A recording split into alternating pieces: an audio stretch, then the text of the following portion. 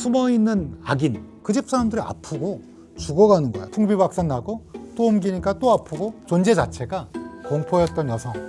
과연 이 여성에게는 어떤 사연이 있었을까요? 안녕하세요. 서울대학교 의과대학 법의학교 최유성호입니다. 오늘은 데멘톡에서 새롭게 시작하는 시리즈고요. 과거 의학계에서 있었던 일을 한번 다시 살펴보는 그런 시간을 가져보려고 합니다. 지금으로부터 약 125년 전에 미국 사회 전체를 공포에 빠뜨렸던 사건이 있었어요. 이게 이제 어떤 병이 걸렸는데 이 병이 걸렸다는 사실조차 모르고 주변 사람들에게 치명적인 병을 막 감염시키고, 그 결과 이분이 30년 가까이 강제로 격리당하는, 그래서 미국에서 가장 위험한 여인, 존재 자체가 공포였던 여성. 과연 이 여성에게는 어떤 사연이 있었을까요? 이름이 이제 메리 멜런이에요. 메리 멜런은 1869년도에 북아일랜드, 여러분 아시겠지만 아일랜드 대기근, 아일랜드 출신들이 여러분 잘 모르시겠지만 약간 미국에서 약간 차별을 받는 쪽이에요. 그래서 케네디 대통령이 아마 아일랜드 쪽인데, 그래서 굉장히 그 차별을 극복하고 훌륭하게 된 집안. 근데 이제 아일랜드 출신이라 약간의 WASP, 와스비라고 부르는 그쪽에서 약간 경원시했던 뭐 그런 얘기도 있잖아요. 그렇듯이 이 메리 멜런은 북아일랜드 출신이고요. 15살에 미국에 오게 됩니다. 그 전까지는 이제 북아일랜드 살다가요. 그리고 미국의 시민권을 취득했는데요. 근데 이제 뭐 여러분 아시다시피 외국에 살다가 이제 또 북아일랜드면 아무래도 조금 그 시절에 약간 직업을 얻기 힘들고, 그 어린 여성 와서 뭘 할 수 있을까? 미국에 와서 이제 하녀 역할을 하게 된 거예요. 결론적으로 수많은 많은 여성 이민자들처럼 이게 상류층 잘 사는 집에 하녀로 취직하게 된 거죠. 근데 하녀로 취직을 했는데 요리 솜씨가 거의 안성재급인 거야. 너무 맛있는 거야. 막 미쉐린 3스타급으로 막 소문이 나니까 이름만 되면 알만한 데서, 예를 들면 막 높은 록펠러가다, 예를 들면 무슨 카네기가다, 막 이런 그 동네 명문가 있을 거 아니에요? 그 명문가에서 이게 좀 와라. 그러면 일단 페이를 세게 불러야죠. 저 바쁜데요. 45달러 이렇게 된 거예요. 이게 이제 월급 45달러를 받고 갔는데, 지금 45달러가 아니고 그때는 지금으로 따지면 꽤 괜찮은 회사 월급 정도 되는 거. 그러니까 지금 뭐 대기업 월급을 준다는 건 어때요? 그만큼 요리를 굉장히 잘한다는 거잖아요. 그러면 이분이 뭘 잘했냐? 1800년대 말에서 1900년대 초에 미국 상류층에서 이제 가장 핫한 디저트는 우리 한때 탕후루였잖아요. 지금은 두존쿠, 두바이 쫀드 쿠키. 근데 이때는 아이스크림이었대요. 지금의 아이스크림 뭐 어디에서 다 사 먹을 수 있지만, 옛날에 생각해보면 이거 아이스크림 엄청 놀랐을 거 아니에요, 처음에. 근데 이제 이 중에 메리 멜런이 만드는 이 디저트 아이스크림이 엄청났대요. 그러니까 거의 뭐 그 미쉐린 3스타급의 이 실력을 갖췄던 거죠. 특히 이분이 잘 만들었던 게 복숭아 아이스크림이었는데, 이게 뭐 시그니처래서 바닐라 아이스크림 위에 복숭아와 라즈베리 소스를 곁들여서 뭐 이렇게 만든 거를 피치멜바라고 했다고 합니다. 뭐 저는 이렇게 그렇게 맛있어 보이진 않는데, 맛있었겠죠, 처음 해보면. 초콜릿이나 설탕이 뿌려지지 않은 아주 건강한 아이스크림이었고, 당시에는 처음 먹어보는 맛이었으니까 어마어마하게 맛있었겠죠. 이분은 어땠을까요? 다른 하녀들보다는 요리사니까 월급도 많이 받고 이러니까 또 어때요? 상대적으로 하녀분들은 막 빨래도 하고 막 온갖 일을 다 하고 이래야 되는데, 이분은 이제 요리에 집중할 수 있었으니까 어때요? 나는 좀 되는 사람이다. 자존감이 엄청나게 높았겠죠. 그래서 여기까지 딱 들으면 어때요? 15살에 미국에 이민 와서 고생하다가 요리가 만개해갖고 드디어 월급도 많이 받고, 앞으로 이 여성이 좋은 남자 만나고 또 좋은 자기의 커리어를 잘 이끌어가서 하나의 성공한 이민자의 롤모델로 딱 남았으면 좋겠다. 이게 이제 우리의 바람이잖아요. 근데 이제 문제가 있었어요. 이 여성이 일은 잘하고 맛있게도 만드는데 한 직장에 오래 머물지를 못했어요. 왜냐하면 이 여성이 맛있는 요리를 해주고 디저트를 만들어주면 그 집에서 자꾸 병에 걸리는 거예요. 하나씩 둘씩 자꾸 병에 걸리고 죽어가는 거야. 그러니까 문제는 상류층 집안에 뭐 어디 기업 회장님이십니다. 그 집에서 우리 이번에 새로 그거 알잖아, 두종구 만든 뭐 이렇게 뭐 이래갖고 막 이렇게 요리사가 막 만들고 그래서 맛있는데 그 집 사람들이 아프고 죽어가는 거야. 그러니까 어떻게 되냐? 계속 이제 옮길 수밖에 없는 거죠. 특히 1901년 메리 멜런이 맨하튼에서 일하기 시작한 지 한 달 만에 같은 집에 살던 세탁만 하던 분, 그러니까 되게 엄청 부잣집이었나 봐요. 이분은 요리사, 세탁만 하는 분이 따로 있을 정도로. 근데 그분이 병으로 죽었다는 거야. 그러니까 그 집도 막 혼비백산하겠죠. 막 무슨 이상한 병에 걸려 죽었으니까. 그래서 옮겼는데 또 이분이 옮긴 집에서 또 그 집이 변호사 집이었는데 또 일을 했는데 8명의 가족 중에서 7명이 시름시름 똑같은 병을 앓게 됩니다.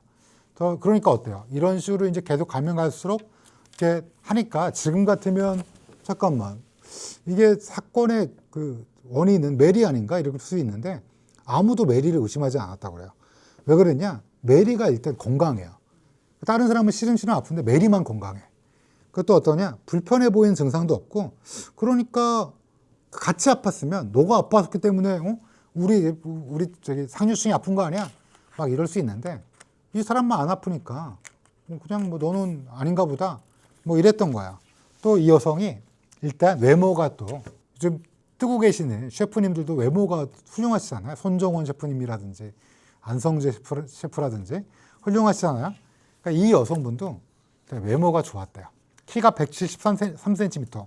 지금도 큰 키인데 아마 이때는 어마어마하게 큰 키였을 거고, 또 이분이 눈이 또렷했고 피부색이 건강했고 이게 턱 같은 데가 여기 사진 나올 텐데 약간 뭐라 그럴까? 좀 건강해 보이는 그런 얼굴을 하고 있었어요. 그래서 체력도 좋고 힘도 좋고 지구력도 좋고 자기 일에 자부심도 좋고 음식도 맛있고 아픈 데도 없고 너무나 제일 좋은 거죠. 그러니까 완벽한 요리사 이렇게 생각할 수 있을 것 같아요. 그러다가 1906년도에 은행가의 아내분이 메리가 정말 아이스크림을 잘 만든대요. 그래서 고용하게 됩니다. 그해 여름에 이제 은행가가 가족과 함께 보내기 위해서 별장을 빌렸고 그 별장에 자기 요리사인 메리를 데리고 갑니다. 근데 며칠이 지나지 않아서 은행가의 딸들이 원인을 알 수 없는 병에 시름시름 앓고 설사 싹싹하고 곧이어 은행가의 아내 그 2명 정원사 그리고 하녀 나머지 2 뭐 이런 분들까지 총 11명 중에 6명이 같은 병에 걸려서 쓰러지게 돼요. 딱 별장에 가서 가족들이랑 또 요리사도 데려가고 맛있는 거 먹으면서 쉬려고 했는데 그게 6명이나 이렇게 된 거예요. 결론적으로는 아무도 안 왔고 그럼 범인은 이 안에 있다. 누군가의 원인일 거 아니냐. 결론적으로는 이 은행가는 돈이 많으니까 그때 당시에 역학조사관을 부르게 됩니다. 조사관의 이름은 조지 소퍼 박사입니다. 이 조지 소퍼 박사는 지금으로 따지면 보건복지부 질병관리청 역학조사관인 거예요. 이분은 식품 관련 질병에 관해서 오랫동안 경험이 많았던 분이에요. 그래서 이분이 뭘 조사했냐? 우물, 수도관, 화장실, 배수시설까지 가능한 모든 시설을 다 조사하게 됩니다. 근데 예상과 달리 뭔가 나와야 되는데, 왜냐면 이게 뭔가 감염이 됐는데 지금 소장이 망가져서 쫙쫙쫙 설사가 나오는데 아무것도 안 나오는 거야. 그래서 가족들에게 물어봐요. 혹시 뭐 달라진 거 없나요? 최근에 뭔가 변화가 없었냐? 물어봤더니 딱 하나, 요리사를 새로 고용했다는 거야. 그게 바로 누구라고요? 메리였어요. 그러니까 다른 사람 하나도 안 바뀌었는데 딱 한 명이 바뀌었는데 이 한 명이 바뀐 이후로 이렇게 질병이 창궐하게 된 거죠. 결론적으로 이 소퍼 박사는 메리한테 가서 혈액과 대소변을 좀 받자, 검사 좀 해보자 이렇게 얘기합니다. 그래서 메리가 어떻게 했을까요? 당연히 거절했죠. 왜냐하면 아니 나는 안성재급인데 내가 지금 이 뉴욕에서 가장 핫한 요리사인데 왜 나한테 내 명예를 실추하려고 그러냐? 이렇게 한 거야. 그러면 나를 살인자로 보냐? 이렇게 극단적으로 화를 내기 시작해요. 그래서 뭐 어떻게 했냐면 조리용 포크를 들고 소퍼 박사를 협박하면서 항의를 했나 봐요. 결론적으로는 조사관이 깜짝 놀라잖아요. 집에 나올 수밖에 없는데 이 조사관 소퍼 박사가 또 이분도 또 만만치 않은 분이야. 계속 밝혀야 돼. 검사를 한 거야. 그런데도 안 해요. 그러니까 이럴 땐 공권력의 힘을 빌려야겠죠. 그래서 경찰 3명과 의료진을 불러갖고 이제 검사를 하게 됩니다. 그래서 그 결과가 밝혀지는데 다른 사람들은 다 장티푸스였던 거야. 그러면 장티푸스가 어디서 걸렸냐? 이분의 대변에서 나오는 거야. 소변 일부랑. 그래서 이런 거를 무증상 장티푸스 보균자라고 합니다. 그러니까 장티푸스라는 건 장에 티푸스가 걸렸다라는 거고, 대표적인 게 잠복 기간이 일주일에서 10일 정도 있고, 그 다음에 이제 설사, 우리나라 역사책에 보면 조선왕조실에 보면 상한 막 열뜨고 막 엄청나게 하면서 막 쫙쫙 설사도 하고 막 발열 구토하고 막 이런 거예요. 근데 이제 옛날 부검한 케이스를 좀 살펴보면 회장이라고 소장이 막 천공이 된 경우도 있고요. 비장, 원래 장티푸스가 들어오면 어디서 돌돌 말아서 때리느냐? 비장에서 때려요. 비장에서 멍석말이. 여러분 기억나시죠? 비장편? 비장에서 하는데 처리를 다 못할 수가 있어요. 그래서 그러면 얘네가 어떻게 되느냐? 뉴스에 나올 거야. 그 다음 어떡하냐? 격리하죠. 그 다음 셉트리악선이나 아지스로마이신 같은 항생제를 투여해서 놨습니다. 근데 이게 이제 무증상 보균자는 뭐냐? 얘네가 또 세균이 살모넬라 타이피라는 세균이거든요.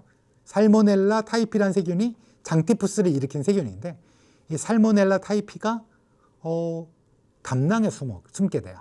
담낭에 바이오필름이라는 걸 막 설치하면서, 바이오필름 들어보셨어요? 우리 저기 유산균 먹으면 소장에 가서 바이오필름한테 그 바이오필름이 그건데, 세균, 장티푸스균도 놀랍게 담낭에 바이오필름을 딱 설치해요. 그러면서 거기서 숨어 있는 거야. 쉽게 말하면 숨어 있는 악인인 거죠. 여러분 그 담낭은 뭐 할 때 쓰죠? 고기 먹을 때 담즙에서 고기를 소화하게 하게끔 여러 가지가 나오잖아요. 그때 같이 나옵니다. 그래서 대변에 살모넬라균이 섞여서 나오는 거야. 그게 이제 손을 깨끗이 씻고 요리를 하면 참 좋은데 대변이 좀 묻어 있는 거죠. 더러워, 이거 어떻게 묻어요? 그런데 또 약간 위생관념도 지금 같지 않았고, 지금도 근데 만약에 그게 있다, 완벽하게 100%냐 얘기하면 애매해요. 근데 이때는 어때요? 일단 항생제가 없어요. 지금 제가 얘기하는 건 19세기에서 20세기인데 항생제가 나올 때가 아니다. 그래서 치료가 안 되고 바이오필름 안쪽에 왜 메린 공고할까요? 혈액이 없으니까. 담즙에서 소화기관 쪽으로만 나가는 거예요. 숨어있던 애들이. 근데 그게 요리할 때 손에 대변이라든지 이런 거 닦으면서 손에 묻어있던 장티푸스균이 오염이 되면서 장티푸스를 전염시켰던 거죠. 자, 그래서 이분은 어떻게 됐냐? 이 모든 게 은행가의 딸들, 장티푸스 걸리고 이때 항생제도 없으니까 고생 죽는 경우도 있고. 그러면 이분에 대해서 어떻게 됐냐? 1907년에 노스브라더라는 섬으로 추방당하게 됩니다. 3년간 격리를 시켜요. 그러니까 1907년부터 1910년까지 격리를 한 다음에 마냥 이 사람을 잡아들 수 없잖아요. 그러니까 뉴욕시가 잠깐만 메리, 너 요리만 하지 마. 그래서 어디서 무엇을 하는지 그리고 우리한테 항상 보고해. 이렇게 얘기를 한 거야. 그래서 이분이 메리가 그 다음부터 뭘 했냐? 세탁부를 한 거야. 세탁부라는 게 이제 세탁 일을 하셨는데, 근데 여러분 아까 요리사는 어때요? 나 두전구 만들면 돈을 많이 벌잖아요. 근데 어때요? 세탁만 하면 그만큼 돈을 못 버는 거야. 그래서 어떻게 했냐? 이분이 도망자로서 신분을 속이고 이름을 바꾸고 그 다음에 요리사로 다시 들어가게 됩니다. 그래서 5년 동안 계속 호텔과 식당을 옮겨가면서 요리사로 일을 했는데요. 근데 물론 결과가 어땠을까요? 물론 같았죠. 가는 곳마다 장티푸스 환자가 나타나고, 그래서 이분은 나타나면 튀고 또 신분을 바꿔서 또 요리사를 하고 막 계속 그랬던 거야. 결국은 보건당국이 찾아낸 것은 뉴욕의 한 병원. 이 병원에 그러면 입원했나요? 아니에요. 병원에서 요리사로 일한 거예요. 그래서 어떻게 했냐? 이 병원에서 25명이 장티푸스에 걸렸고, 병원이니까 면역력이 약한 사람도 있을 거 아니에요. 2명이 사망했다는 거야. 이거는 여러분 어떠세요? 아니, 왜 하필 병원 요리사로? 그러니까 병원에 환자들 지금 몸 약해서 막 죽 먹고 이래야 되는데 살모넬라 들어있는 균을 먹고 설사 짝짝하고 막 열뜨고 막 구토하고 막 이런 거예요. 그래서 도망쳤는데 이제 경찰이 잡은 거야. 그래서 어떻게 됐냐? 노스브라더 섬으로 다시 추방합니다. 1915년. 3년 만에 풀어줬잖아요. 근데 이번에 어떻게 됐냐? 이번에는 23년간 죽을 때까지 격리를 하게 됩니다. 여기 아마 사진이 나올 텐데 노스 브라더 섬은 좀 특이한 섬이에요. 여기는 각종 전염병 중독자들을 격리한 섬이라서 여기는 천연두, 지금은 이제 천연두가 다 우리가 종식이 됐지만 결핵 지금 약 먹으면 전염력 없어지니까 또 치료가 꾸준히만 먹으면 낫죠. 거기다 청소년 약물 중독자 이런 애들을 하던 시설이라 그리고 이제 개별적 격리니까 여러분 어떻겠어요? 너무너무 외롭죠. 그래서 개 한 마리 데리고 점점 종신도로 격리가 됐는데 이제 기자가 이제 이 여자를 찾으러 왔어요. 그러니까 이 여성분이 뭐라고 그랬냐? 메리가 야, 나는 평생 장티푸스에 걸린 적도 없고 항상 건강했어요. 근데 왜 여기 나병 환자, 소록도처럼 추방되어서 개 한 마리랑 내가 왜 여기 살아야 되냐? 이렇게 항의를 했습니다. 그러다가 세월이 흘러서 1932년 중풍, 뇌졸중에 걸렸고 절반 된 마비된 상태로 지내다가 69세 나이로 폐렴으로 사망을 했습니다. 근데 그때 이제 병원에 입원할 때 주변 사람들 얘기를 인터뷰한 거를 보면 이 메리는 항상 화가 나 있었대요. 왜냐하면 나는 여기에 있을 사람이 아니고 두 종구 만들어야 되는데. 그래서 메리 멜런이 감염시킨 사람은 사망자가 3명에다가 53명으로 공식적으로 알려져 있습니다. 근데 사실 이 사람이 돌아다닌 게 가명으로 막 이름 속이고 수많은 데를 전전했기 때문에 그때마다 배 아파하고 그냥 다 나았는데 고생한 사람들까지 포함하면 사실은 이것보다 훨씬 많을 거라고 생각해요. 그래서 이분을 지금은 우리가 뭐라고 부르냐? 이분 장티푸스 메리라고 불러요. 이름을 또 이렇게. 그래서 여기 포스터 보시면 타이포이드 메리, 타이포이드 피버가 장티푸스거든요. 열 엄청 뜨고 막 이런 거야. 그래서 이렇게 포스터까지 나올 정도로 당시 의학이 이해하지 못했던 존재였고 사회가 감당하지 못했던 사람이죠. 메리 멜런 사건 이후에 무증상 감염자의 관리 필요성이 사회적으로 각인되었고 그 이후에 공중보건 정책이라든지 감염성 관리의 전환점이 된 사건이고요. 지금은 어떻게 되냐? 지금은 항생제 치료하고요. 만약에 지금 혹시 메리가 지금 시대에 있으면 어떻게 되냐? 일단 고단위 항생제, 셉트리악손이나 뭐 이런 아지스트로마이신 같은 거 갖고 치료를 하고 만약에 담석이 있다, 초음파를 찍었는데 그러면 담석 사이에 또 숨어 있어갖고 항생제 같은 게 안 들을 수도 있거든요. 그러면 담낭을 띨시다. 당신 주종구 만들어야죠. 띨시다. 이렇게 띄어서 또 치료를 했으면 메리가 요리사로서 잘 할 수 있었는데 이때에는 치료법이 없었어요. 결론적으로. 한 가지 더 생각해 볼게. 그냥 안타깝다가 아니라 23년간 격리하는 거에 대해서 어떻게 생각하세요? 이게 왜 그러냐면 이게 북아일랜드 출신 이민자, 힘없는 여성, 이민자 여성이라서 그랬다라고 비판하는 사람도 꽤 있어요. 어떻게 생각하십니까? 일단 그 격리당하는 거. 네. 일단 절대 못 버티죠. 버티죠. 좀 비인간적이다. 그러면 방법이 뭐가 있었을까요? 완치가 안 되는 거잖아요. 그 완치가 안 되죠. 그때 당시에는. 미필적 고의 아닌가요? 아니 근데 본인이 이거에 대한 인사이트가 없는 거야. 그래서 이게 사실은 우리 2021년도, 22년도 여러분 잘 기억하겠지만 코로나 바이러스 감염증 19 때 우리 격리를 했잖아요. 자발적 격리, 강제 격리. 근데 그때 나와서 술 몰래 마시다가 막 사회적 지탄을 받은 연예인도 있고 이게 되게 어려운 거예요. 공리주의 입장에서 보면 당연히 격리가 맞는데 이 케이스는 병원에서 근무했다는 것 때문에 약간 화가 나긴 하지만 그래서 혹시 미필적 고의로 이 사람 나쁜 사람 아니에요? 그런데 제가 생각하기에 이분의 여러 가지 것들을 살펴보면 미필적 고의를 가질 만큼 지식은 없었던 것 같아요. 지금 같으면 어떻게 해야 되냐? 그러니까 치료법이 없다면 23년간 그 외딴 섬에 걔랑 둘이서 넌 여기 살아. 우리가 밥은 줄게. 잘못은 했지. 옮긴 거. 근데 이게 감옥에 갈 거냐? 이게 좀 애매한 거야. 똑같이 생각해 볼게. 팬데믹이 돌 때 당연히 감염병 관리하는 법률에 의해서 우린 격리할 수 있어요. 언제까지? 더 이상 배출되지 않을 때까지. 또 여기 생각할게. 그럼 코로나 바이러스 감염증 때 돌아가시면 RNA 바이러스는 원래 병균이 죽어요. 숙주가 죽으면. 근데 과도하게 공포스러우니까 장례를 못 치르겠어요. 그거 기억나세요? 얼굴도 못 보겠어. 사랑하는 부모님이 떠나도 이거 어디까지 공리주의인가? 그리고 과학적 엄밀성과 대중의 공포, 정부의 어떤 정책, 비인간적인 격리 굉장히 어려운 문제예요. 여러분 이 밑에 댓글에 그런 거에 대해서 의견을 달아주시면 물론 싸움이 날 게 뻔하지만 그래도 여러분의 의견을 한 장에서 말씀드리면 이건 어떻게 써야 되나 참 어려운 문제죠. 왜냐하면 여러분의 여러 가지 생각들 한번 들어보고 싶기도 합니다. 긴 시간 동안 들어주셔서 감사합니다.